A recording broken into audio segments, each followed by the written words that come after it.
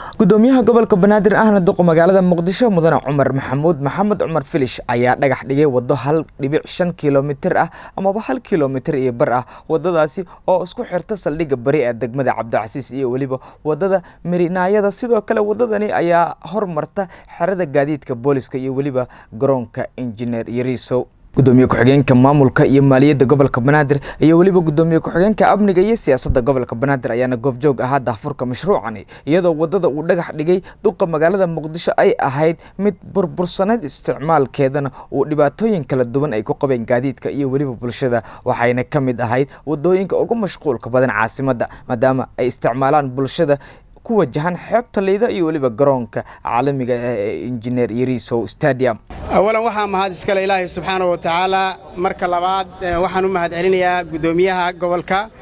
ahna duqa caasimadda Cumar Filish oo maanta inoo dhagax furay inoo furay jidadkii kamid ah jidadkii Cabdulcasiis ee aynu ku taamaynay wax badan la furo asaga iyo dhammaan madaxda kale ee la socota warbaahinta shacabka reer Muqdisho gaar ahaan shacab weynaha reer Cabdulcasiis waxaan idin leenahay guushi waa noo bilaabatay insha Allah taala gudoomiyuhu kowna ma ahan labana ma ahan jidadka uu noo dhagax dhigi doono insha Rahmaan gudoomiyaha gobolka Banaadir ahna duqa magaalada Muqdisho mudane Cumar Maxamed Cumar Filish ayaa faahfaahin ka bixiyay dhismaha wadadan in lagu sameyn doono iyo waliba mashaariicda soo socota degmada Cabdicasiis ayaa nasiib u yeelatay waxa ka horeeyay wadooyin kale oo ay ka mid tahay wadada warshadaha iyo Cali Kamin wadada Baar Ayaan ilaa laga soo gaarayo isgoyska Siinay wadada hadda gabagabada ah oo ka baxda wakaalada Mooska madbacada qaranka ilaa laga gaarayo dekada ayaa hadda gabagaba ah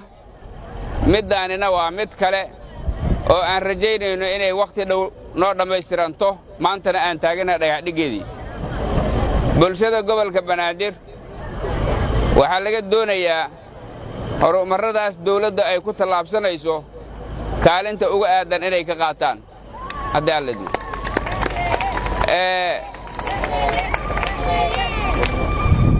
bulshada Soomaaliya waxa ragaadiyay waa colaado iyo amni darro arrintaas in laga midoobo aragti mid ah lagu wajaho ayaa loo baahan yahay haddii aan sidaas la yeelin meel kasta oo maanta la dhiso berrito waxay burburinaya khayr beelayaal marka dalka innaga kale khayr beelayaasha wax dumiya khayr beelayaasha aan waxba dhisin dalka innaga kale aan ka ilaashano inay waxyeeleeyaan biladkeena inay waxyeeleeyaan ubadkeen walaalayaal mudanayaal iyo marwooyin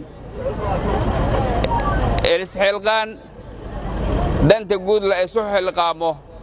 ayaa ah mid loo baahan yahay haddii aan sidaas la yeelin oo in kooban uun hawsha loogu sino lagama miro dhalin karayo Cabduqaadir Cabdullaahi Warsame Galmudug TV